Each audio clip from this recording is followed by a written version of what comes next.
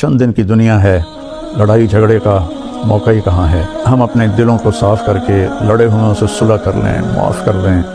آپ کے رب کی بہت بڑی رحمت آپ پہ نازل ہوئی تو آپ نرم ہو گئے اپنی امت کے لیے۔ اگر آپ کی زبان کا بول سخت ہوتا اور مزاج میں شدت ہوتی تو ان کے بارے میں اللہ کہہ رہا ہے یہ سارے بھاگ جاتے، آپ کو چھوڑ جاتے۔ میرے اللہ نے فرعون کے پاس موسیٰ علیہ السلام کو بھیجا۔ فرعون سے بڑا مجرم شاید ہی کوئی ہو جس نے کہا انا ربکم الاعلی، تو اللہ نے دونوں بھائیوں سے فرمایا فقولا لہ قولا لینا، کہ موسیٰ ہارون فرعون کے ساتھ نرم لہجے میں بات کرنا۔ اللہ الرحمن الرحیم، الصلاۃ والسلام علی رسولہ الکریم، اما بعد۔ میرے محترم بھائیوں بہنوں، عزیزوں، بچوں بچیوں، السلام علیکم ورحمۃ اللہ وبرکاتہ۔ رمضان روزہ بہت بڑا عمل ہے۔ اللہ تعالیٰ نے فرمایا کہ روزے کا بدلہ میں خود ہوں، اور ایک جگہ فرمایا کہ کوئی میرے نبی نے کہ کوئی جانتا ہی نہیں ہے کہ روزے کا ثواب اللہ نے کیا رکھا ہے۔ تو اللہ ہمیں توفیق دے روزے رکھنے کی۔ تو اس سے پہلے ہم اپنے دلوں کو صاف کر لیں۔ کسی کی نفرت ہے اس کو صاف کر دیں، بغض ہے، حسد ہے، کینہ ہے۔ کینہ ہوتا ہے کسی کو نقصان پہنچانے کی نیت، یہ بغض سے زیادہ بڑی چیز ہے۔ تو اس قسم کی جتنے بھی ہمارے دل میں منفی چیزیں ہیں یہ ہم اللہ سے مانگ کے اپنے دل کو صاف کر دیں تاکہ ہمارے روزے قبول ہوں۔ اور خاص طور پر اگر ماں باپ کی نافرمانی ہے تو رمضان میں اس کی بخشش نہیں ہوتی، ماں باپ کے پاؤں پکڑ کے معافی مانگ لیں۔ اگر شراب کی عادت ہے تو شرابی کی بھی بخشش نہیں ہوتی، توبہ کر لے تو سب معاف ہے، تو اس سے بھی ہم توبہ کریں۔ اور رشتہ داروں سے برا سلوک ہے تو اس سے بھی ہم توبہ کریں اور ان سے ملیں، جا کر جھک جائیں۔ اور جھک جانے میں اللہ نے عزت رکھی ہے۔ اور کسی کے بارے میں دل میں کینہ ہے، یعنی اس کو نقصان پہنچانے کی نیت اور ارادہ ہے، اس سے بھی توبہ کریں تو انشاءاللہ ہمارے روزے اللہ کی بارگاہ میں قبول ہوں گے۔ آخری رات اللہ فرماتے ہیں کہ دن کے روزے اور رات کے قیام کی وجہ سے میں نے ان کے سارے گناہ معاف کر دیے۔ اور اللہ تعالیٰ نے ہر امت پہ روزہ فرض کیا ہے۔ ہمارے لیے روزہ آسان کیا ہے کہ ہمارے لیے سحری بھی ہے اور ہمارے لیے افطاری بھی ہے۔ تو اہتمام سے ہم ان روزے رکھیں اور کوشش کریں کہ پیٹ بھر کے نہ کھائیں تاکہ جسمانی فائدہ بھی ہو، روحانی فائدہ بھی ہو۔ اگر ایک مہینہ پورا ہم اس طرح روزہ رکھیں کہ ہمیں ظہر سے بھوک لگنی شروع ہو جائے تو پورے مہینے میں ہمارے جسم کے اندر جتنی بھی کثافتیں اور غلط چیزیں جمع ہیں وہ ساری دھل جاتی ہیں اور صاف ہو جاتی ہیں۔ تو رمضان کا مطلب ہے جل جانا۔ تو رمضان اور جل جانا اور روزہ، اس میں مناسبت یہ ہے کہ جوں انسان روزے رکھتا چلا جاتا ہے اللہ اس کے گناہوں کو جلاتا جاتا ہے، یہاں تک کہ آخری رات اس کے سارے گناہ جلا کے اسے پاک اور صاف کر دیتا ہے۔ تو ہم اپنے دلوں کو صاف کر کے لڑے ہوئوں سے صلح کر لیں، معاف کر دیں۔ چند دن کی دنیا ہے، لڑائی جھگڑے کا موقع ہی کہاں ہے۔ چند صبحیں ہیں، چند شامیں ہیں، بہت سی بیت گئیں، تھوڑی باقی ہیں۔ بہادر شاہ ظفر رحمۃ اللہ علیہ کا شعر ہے، ان حسرتوں سے کہہ دو کہیں اور جا بسیں، اتنی جگہ کہاں ہے دل داغدار میں۔ تو دل داغدار میں اللہ کی محبت اور اللہ کے رسول کی محبت اور اللہ کے بندوں سے محبت اپنائیں تاکہ ہمارا ہر عمل قبول ہو اور اللہ تعالی ہم سے راضی ہو۔ اور دوسری بات یہ ہے مالدار حضرات کے لیے کہ زکوٰۃ کا تو ضرور اہتمام فرمائیں۔ بہت غربت ہے اور بہت مہنگائی ہے، ہمارے گناہوں کی سزا ہے کہ مہنگائی کا عذاب ہے ہمارے اوپر۔ جو اللہ ہی ٹالے تو ٹالے، تو ہم سب اللہ کی بارگاہ میں توبہ کریں اور کھل کے مال خرچ کریں، زکوٰۃ بھی دیں، زکوٰۃ سے بڑھ کر بھی دیں، اور ڈھونڈ کر خاص طور پر ان لوگوں کو جو سوال نہیں کرتے، وہ گھر میں فاقہ ہے، انہیں تلاش کر کے ہم اپنا مال خرچ کریں کہ جو ہم نے خرچ کر دیا وہ ہمارا ہو گیا، جو ہم نے بچا کے جمع کر لیا وہ مرتے ہی پرایا ہو گیا، پتہ نہیں اولاد کا ہے یا کس کا ہے۔ تو زیادہ سے زیادہ اللہ کے نام پر مال خرچ کریں، غریبوں کو ان کو ڈھونڈ کر، مریضوں کو، روزہ رکھنے والے روزہ رکھ نہیں سکتے ان کو ان کی امداد کریں۔ ہماری فاؤنڈیشن بھی اس میں بہت اللہ کے فضل سے کام کر رہی ہے، تو ہمارا بھی کچھ تعاون فرمائیں فاؤنڈیشن کا، تو اللہ تعالیٰ آپ کے اس مال کو جہنم سے بچاؤ کا ذریعہ بنائے گا۔ تیسری بات یہ کرنی ہے کہ ایک اپنی زبان کو لگام دینا سیکھ لیں کہ اس زبان سے، میرے نبی نے حضرت معاذ ابن جبل سے فرمایا، معاذ الا انبئک بملاک ھذا کلہ، معاذ میں تمہیں لمبی چوڑی نصیحت فرمائی تھی کہ ساری نصیحت کا میں تمہیں خلاصہ بتاؤں؟ انہوں نے کہا اجل یا رسول اللہ، ضرور یا رسول اللہ۔ تو فاحوی باصبعہ الی لسانہ، تو اپنی زبان کو باہر نکالا اور یوں کینچی بنائی اور اس کو یوں پکڑا، اور پھر فرمایا کف ھذا، اے معاذ اپنی زبان پہ قابو رکھنا۔ وہ کہنے لگے یا رسول اللہ انواخذ بما نقول، جو ہم بولتے ہیں اس کا بھی حساب ہے؟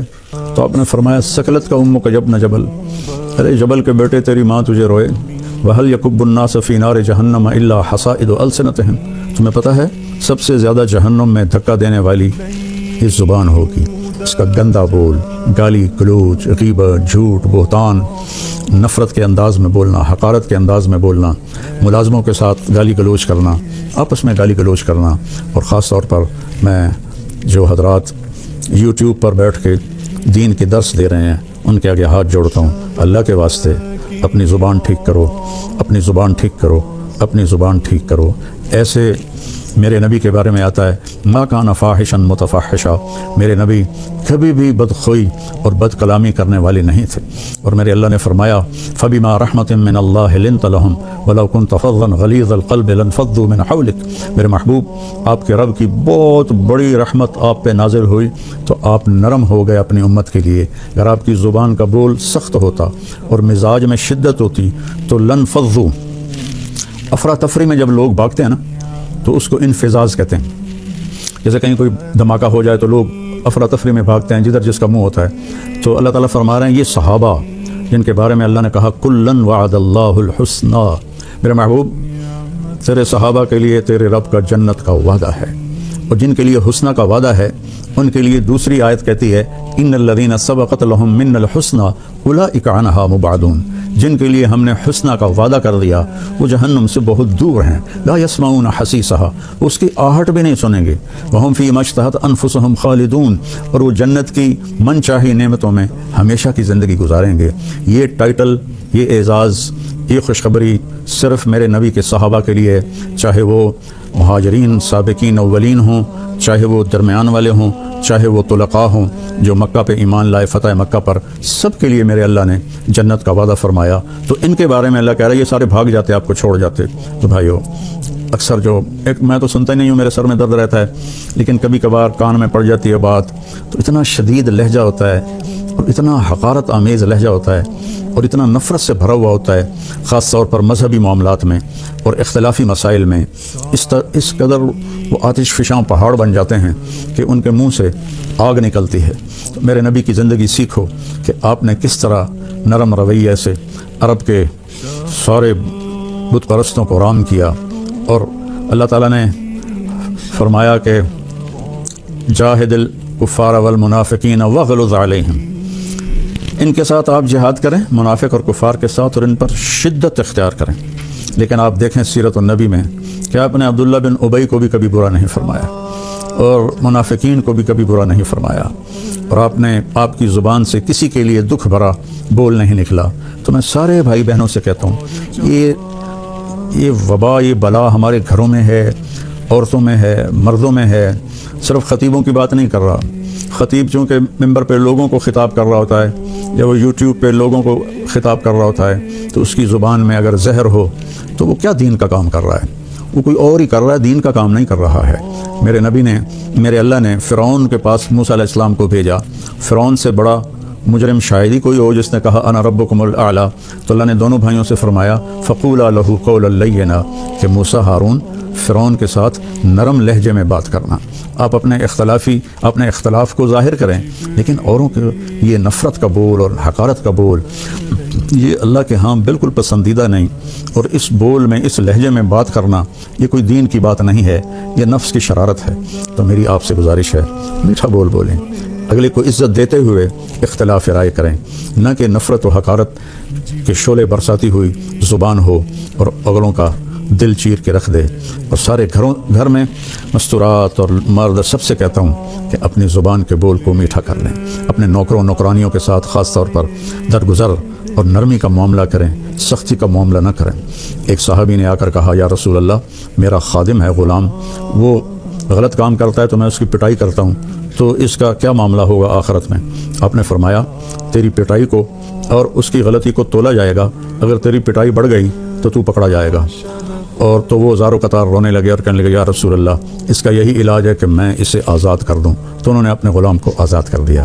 تو میری منت ہے، اپنے بچوں کے ساتھ کبھی طنز والا بول نہ بولیں، بیوی کے ساتھ کبھی طنزیہ بول نہ بولیں، طنز مار دیتا ہے، تانا مار دیتا ہے۔ اپنے خامند کے ساتھ کبھی طنزیہ بول نہ بولیں، ماں باپ کے ساتھ خاص طور پر کبھی ایسا بول نہ بولیں کہ ان کے آنسو نکل آئیں یا ان کا دل ٹوٹ جائے۔ ماں باپ کی فریاد سارا مقدر بگاڑ کے رکھ دیتی ہے، اور ماں باپ کی دعا بیڑے مقدر سنوار دیتی ہے، وہاں تک پہنچتی ہے جہاں کوئی شے بھی نہیں پہنچتی۔ اپنے بہن بھائی، اپنے دوست احباب سب کے ساتھ محبت بھری بات کریں۔ کبھی کوئی ہو جائے بول ایسا انسان ہے تو پھر فوراً معافی مانگ لیں، اس سے معافی مانگ لیں۔ میں قربان جاؤں، جنگ خندق میں جب شکست ہوئی پہلے تو صحابہ بھاگے، تو ایک صحابی کا پاؤں میرے نبی کے پاؤں پر آ گیا، تو وہ جوتا جنگ والا تھا، سخت، تاکہ تلوار اثر نہ کرے، تو آپ کے پاؤں پہ وہ اس کا پاؤں آیا، تو آپ کو درد ہوا، تو آپ کے ہاتھ میں چھوٹی سی چھڑی تھی، آپ نے اس کو ایسے ماری اور کہا، اوجعتنی، تو انہیں مجھے تکلیف پہنچائی۔ چھوٹی سی چھڑی، انہوں نے زرہ پہنی ہوئی ہے، زرہ پر تو تلوار اثر نہیں کرتی، تو اس چھڑی نے کیا اثر کرنا تھا؟ تو اس صحابی نے وہ سن لیا کہ میرے نبی فرما رہے ہیں اوجعتنی، تو کہنے لگے، سارا دن ساری رات میں ڈرتا رہا کہ اب جبریل آئیں گے میری ہلاکت کا پیغام لے کر، اب جبریل آئیں گے میری سزا کا پیغام لے کر، تو ساری رات سوئے نہیں۔ فجر کے بعد اعلان ہوا، جس شخص کا پاؤں نبی کے پاؤں پر آیا تھا، وہ آ کے اللہ کے نبی سے ملاقات کر لے۔ تو وہ کہنے لگے، بس ہو گئی نا وہی بات جس کا مجھے ڈر تھا، اب دیکھو پتہ نہیں کیا عذاب کا فیصلہ ہوتا ہے۔ وہ کانپتے ہوئے ڈرتے ہوئے تشریف لائے، تو آپ اسے دیکھ کر مسکرائے اور فرمایا، میرے پیارے، کل میں نے تمہیں چھڑی مار دی تھی، میں اس کی آپ سے معافی مانگتا ہوں، اور یہ 100 اونٹ آپ کو اس کے بدلے میں ہدیہ کرتا ہوں۔ یہ میرے نبی کا معاملہ تھا۔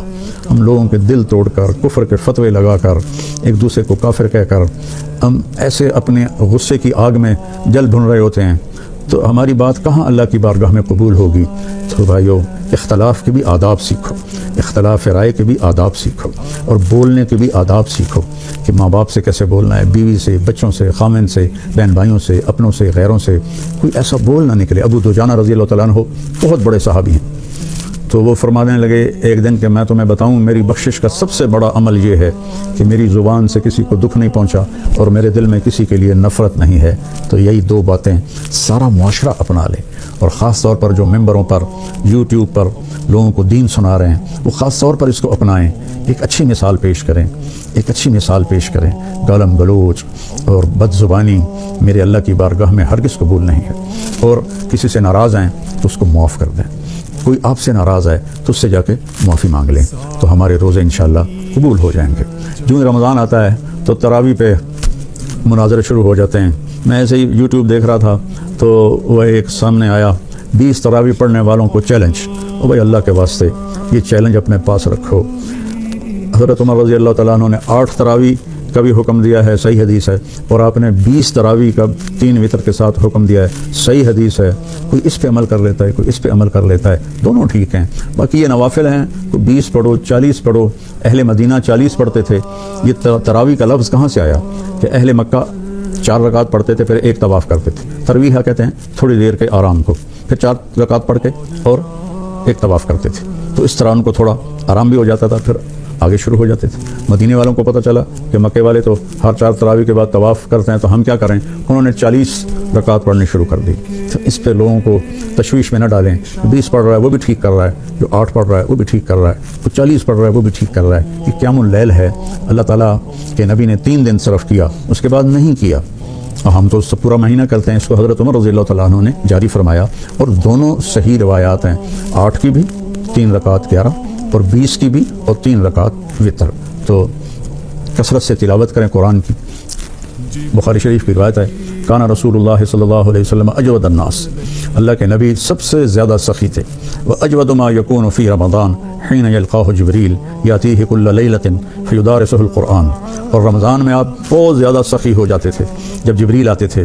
روزانہ رات کو آپ جبریل کے ساتھ قرآن کا دور فرماتے تھے۔ تو یہ واحد نبی ہیں جن کے پاس اتنی کثرت سے جبریل تشریف لائے، ہر رات تشریف لاتے تھے۔ میرے نبی کو 9 رمضان ملے تو ہر رات کو، اور آخری رمضان میں 2 دفعہ آتے تھے، 2 دفعہ قرآن کا دور ہوا آپ کا جبریل کے ساتھ۔ اور فرمایا ولا رسول اللہ صلی اللہ علیہ وسلم اجود بالخیر من رمضان من الریح المرسلہ، کہ اللہ کے نبی رمضان میں جبریل کے ملنے پر تیز ہوا سے بھی زیادہ آپ کی سخاوت ہوتی تھی۔ تو میں مالداروں سے کہتا ہوں سخی بنیں، صرف زکوٰۃ دے کے مطمئن نہ ہوں، زکوٰۃ سے اوپر بھی خرچ کریں، اللہ آپ کا رزق بڑھائے گا۔ اللہ مجھے آپ کو توفیق نصیب فرمائے۔ السلام علیکم ورحمۃ اللہ۔